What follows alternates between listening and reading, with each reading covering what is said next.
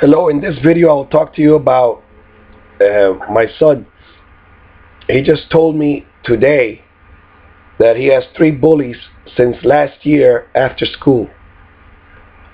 They don't hit him or touch him, they just say things when he's around, like after school.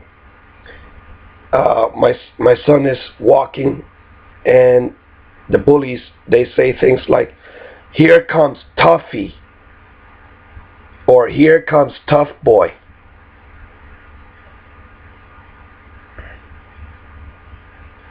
And then my son tells me that one boy, about 2 years ago, they were playing tag and the boy turned and scratched him. And then ran to his mom and dad and threw a stick, probably one of those wood chips, at my son, but missed him. So there are children that don't get along with you, all right? With your children. So I say, God, I want homeschooling. Please help me with that, in Jesus' name. And I say, I did have homeschooling last year for about a month. No, it was actually last school year. It was this January, February. And the spouse and my mother decided to Baker Act me because I didn't want to stop homeschooling. But they told the police something else. They said I was hearing voices and seeing things. And then the police just took me away to the doctor. I told the doctor that, and he doesn't really believe me, but he let me out because I think that one of the guys that, not the doctor, but the guy, the administrator, the administrator there, Rodney does believe me a little bit.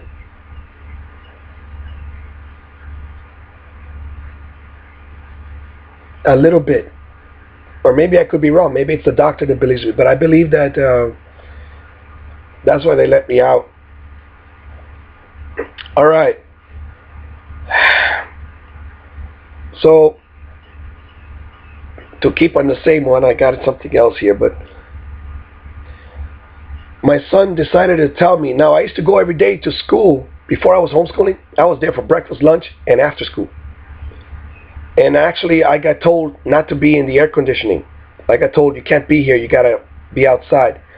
So I used to sit in the car without air conditioning, and I covered it with a tarp so I could sit there, because there's no shade at that time at school. Because I wasn't gonna drive home and it cost money, gas, and also I could fall asleep and not be on time to pick up my son. And also, I think I was on bicycle. I was on bicycle until they told me that I couldn't sit in the office because I would hear things that are private.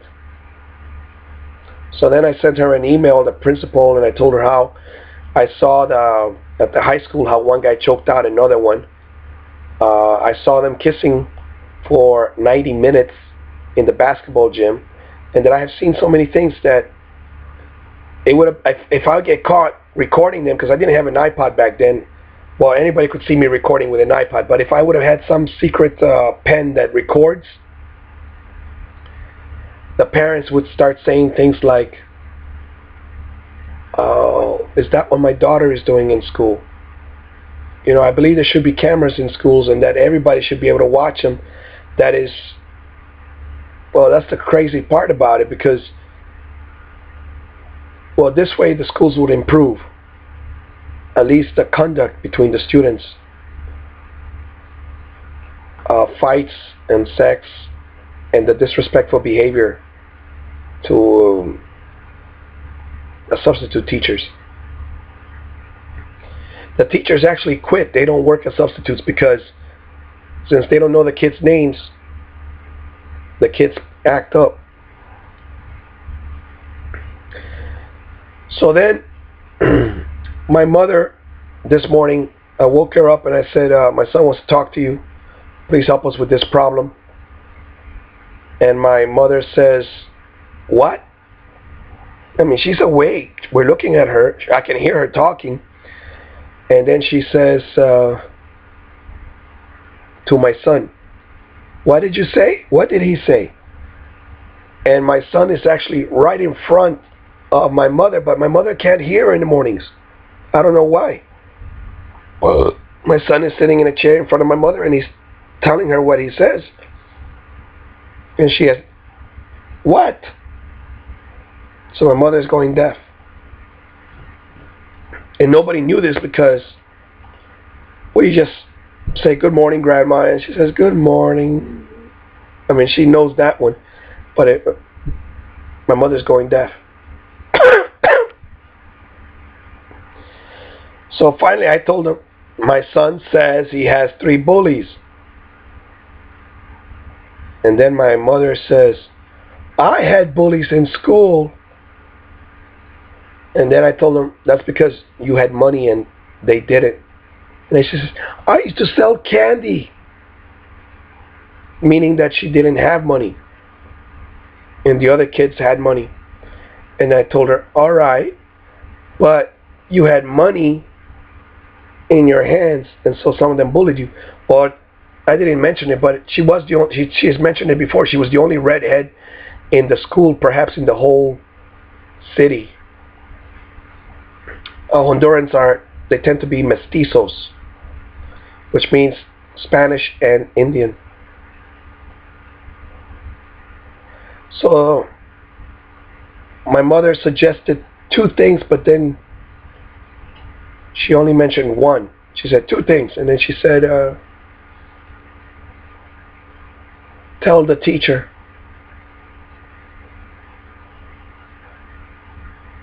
And then she said, "You could do drunken master, or some style of fighting," which I didn't like because my mother's making a joke out of it. These things are serious, people. The youngest person to get Baker Act is 7 years old. Other kids in India, and in India, this boy wanted to talk to a girl, and she always ignored him, so he threw acid at her face. You can see the documentary about women in India or something, and it's on YouTube or on Netflix. And then the other one was a boy here in the United States. Someone threw gasoline and a match at him. In a water bottle, they threw gasoline and they threw a match on this boy. He was burned up, and they show him months later when he is ugly, deformed, but his skin is not as bad as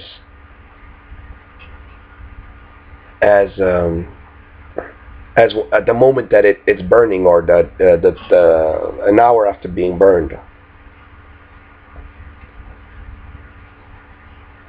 So bullying and fighting.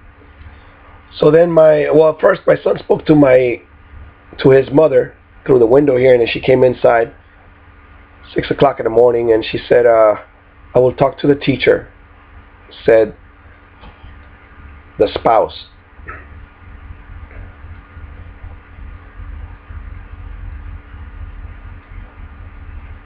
Then I had already talked to my son, and I said, "Invite them to a birthday party like Benjamin Franklin did." Benjamin Franklin had a bully, and adults, by the way. And so Benjamin Franklin said, "Could you help me find this book that I can't find?" Now, I don't know if Benjamin Franklin did have the book, or he really could not find it. It was a book that was rare, and the other guy was a rich guy, so he said, "Yes, I'll help you find it. You are less than me because you asked for help from me." And so by taking a inferior position, Benjamin Franklin actually made a friendship, a difficult friendship.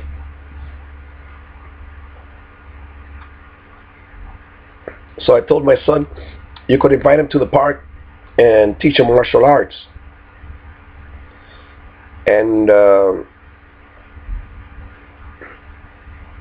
my son says that he doesn't know if he can defeat the big boy.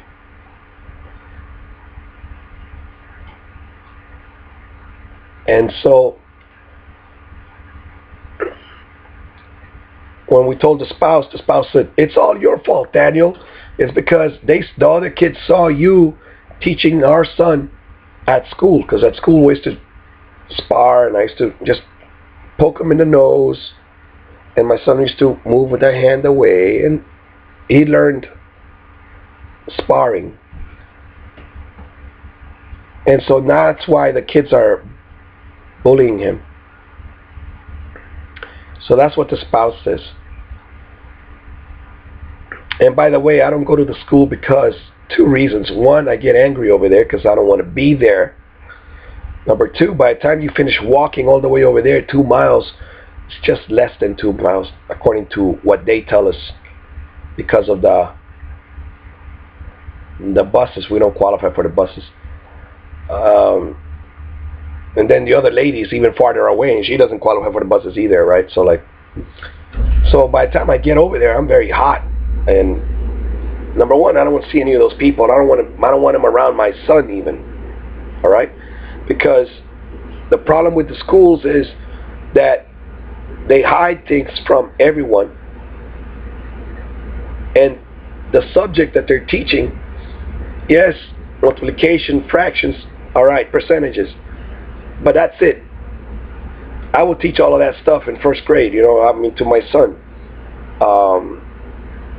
But the problem I'm having is that they don't teach them carpentry, electricity, plumbing, mechanics. And they don't teach them those things because let's just wait for them to be 18 years old, and this way they have to take out a student loan for $30,000 so they can go to school to learn this.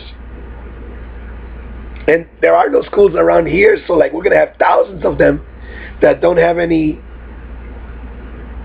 job training. And also, if they really want to learn, they can join the military, because the guy that fixed my fridge he learned that stuff in the military. And then our country will be strong because we have soldiers. But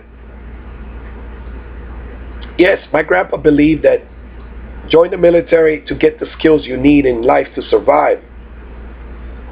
But from what I've seen, none of these soldiers come out very well. All right, maybe the guy that fixes my fridge. All right, the guys that take on trades, they become civilians better than the soldiers that go out and shoot and do other things. Extinguish their enemies. The enemies that they're told to extinguish. So a soldier can go out there and do 1,000 murders, but a civilian is not allowed to do it. All right, I think that if civilians were allowed to do that, we wouldn't need soldiers. And people would be more respectful, more careful.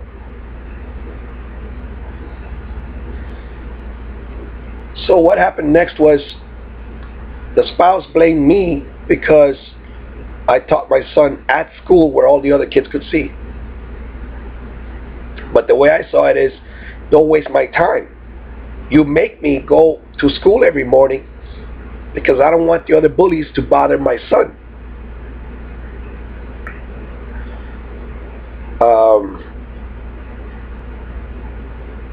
If the dad is there, they don't bother him. If the teacher's there, they don't bother him.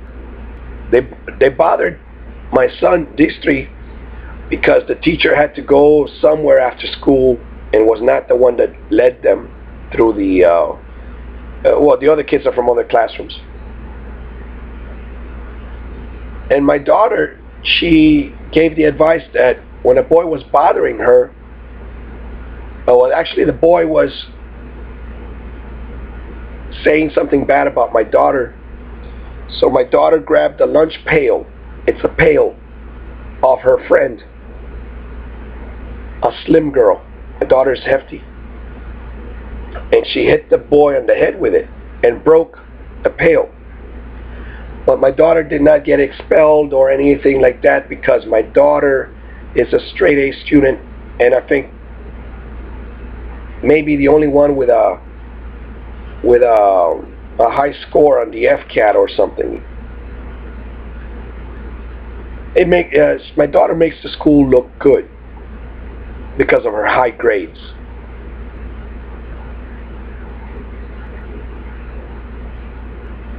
She was learning the other day, or memorizing the other day, what is the slope. I remember slope. I don't remember what it is, but it's something like an incline, some formula. So she studies on her own. Now, I told my daughter in front of grandma and my son that my daughter got away with it because she's a girl hitting a boy that is not a good student or saying bad things about her, both things. And it wasn't a punch.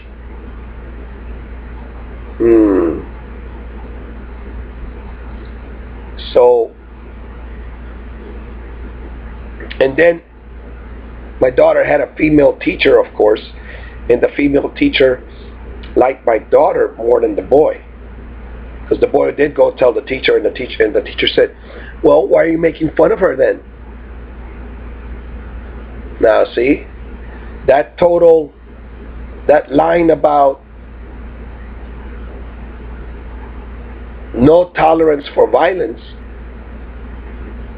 no exceptions, is a lie. My daughter got away with it because she's a girl.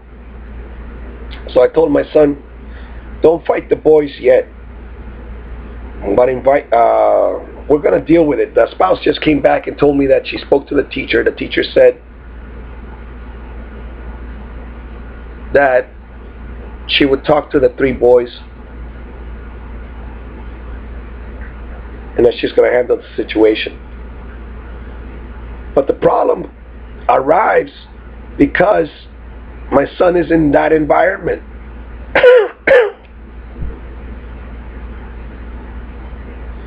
If my son was not in that environment, he wouldn't have those problems. Right here at home, I can teach him. I'm teaching him electricity because he wants to build robots. If you can help me out, send me an email and send me some kit. Some of them are $10. When I told the spouse about it, she says, "You buy it." But I don't work. And I don't work for 1,000 reasons, but one of them is because the spouse doesn't respect me, and when I tell her what to do with the money, like the air conditioner that I described, and also I tell her, "Hey, let's do a skylight up here so we don't have to turn on the lights." She says, "Never!" I mean, she's very aggressive.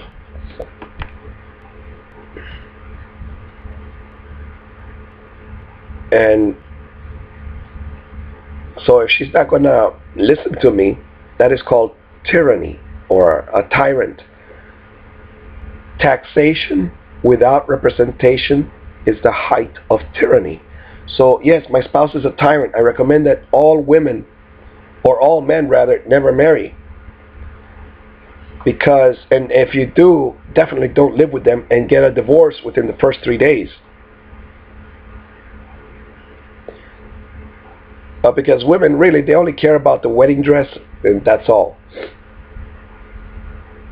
Not all women, of course. So my son is going to, God willing, come home.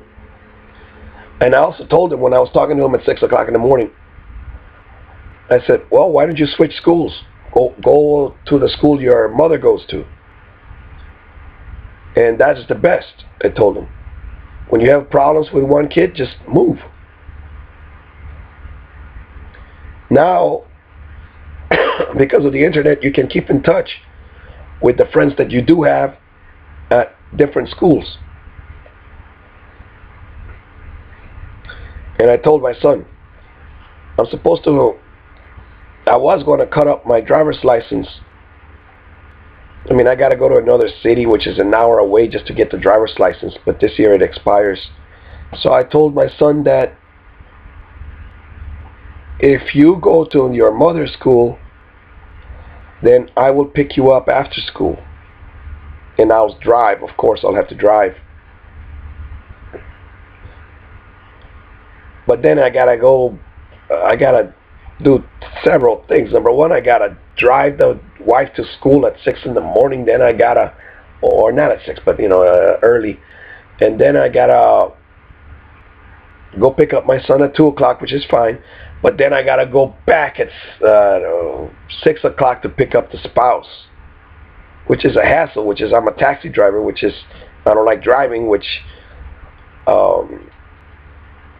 but I would do it even if my son only lasts 3 months at new school. Of course, I didn't talk to the spouse about it. I'm letting there be one day, because I was planning today just to go over there, unregister my son and register him at the other school. But I won't act so alone in my decision, because my spouse could Baker Act me again for not taking her opinion into consideration. But what happens, and then the police, they do value the woman's opinion more than the man's, even though the Universal Declaration of Human Rights says that everyone is entitled to their own opinion or difference of religion or etc. So the next thing that I could do with the spouse is take my son to school. All right, I lost the train, but that's about it. So I want homeschooling. All right, so my son yesterday was complaining that he wanted to watch Spider-Man. This is the last thing. And I told him not to, but then since he was acting up, he says, only 20 minutes, Daniel. So I said, are you going to take your shower? And he said, yes. So I said, take your shower first. Then he started, oh, you always make me. He started going off, right? Now, if I lived alone without his mother, I would control that situation right away. I would just walk out of the house. In fact, I'd live in a little shed. I'd go outside and say, take your shower. And then, I mean, that would be it. He would take his shower. Then he would watch his Scooby-Doo, or Spider-Man. But then later on, after his shower, he did watch 20 minutes. He did take his shower. Then he came over here to sleep, which we made our beds. And we have, the spouse wanted to do our laundry yesterday. So he says, Daniel, watching Spider-Man at night makes me hyper. I'm not sleepy. I can't sleep. I want to jump. So I said, okay, jump. And I told him that, remember that we don't have internet after 5 o'clock. Now, I was checking his memory because he said, Daniel, it's after 6 o'clock. We don't have internet. So he remembered that it was after 6 o'clock. But now I have his logic, because I told him, look, you got to get up in the morning. And there's a beautiful video for you people. It's called Hard Work, I think. I'll have to look it up. But it's about a guy that wants to exercise. And all you see is a guy with a parachute running through a field. All right? That's all it is. But he's got some shirt, sweatshirt that he's trying to sell some pills or something for bodybuilding. And it begins, hard work. I used to run from you. I was afraid of you. But at the end of the video, he says, my father told me to do it, to love hard work. And at the end of the video, he's sitting down, and there is a light on him, so we could see, right? Because in the middle of a football field or something. And he says, hard work. I don't run from you anymore. Hard work. I am waiting for you. Because he's up, ready to do his exercises. He's dressed, and he is before sunrise, he's ready to train his body, which I liked it, because he says, I am waiting for you. Because I love comfort. If you look at the personality types, the personality type that is muscular, they are the workers of the world. They are the immigrants of the world. They are the guys that just work. I mean, a guy that's half my size at 100 pounds, and he can lift 100 pounds. I mean these little guys. I worked with them in drywall. They just work. They don't turn off the drill. They keep it on. Brrr. They only stop for lunch, and then they keep going. Yes, they drink on their job. They're not supposed to. Some of them, right? They drink beer. But these guys work hard. I mean, I kept up with them for what? All right, I didn't make it 30 days. I made it like they fired me. All right. How many days did I do? I don't remember how many days I did. Oh, I remember. I used to go 3 days a week, and I think they fired me the second week or the third week. 3, 6, 9. I didn't quite make 10 days. I got $200 out of it. It was $70 a day.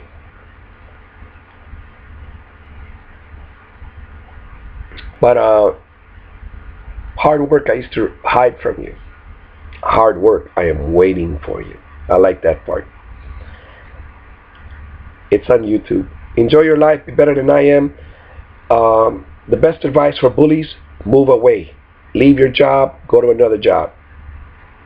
There will be bullies there everywhere. You can run from all of these situations, but it's better to be like a ninja where nobody can find you. You know, they are bothering you, you move away. The girlfriend starts acting up, change girlfriends. Just move out of state. Talk to you later.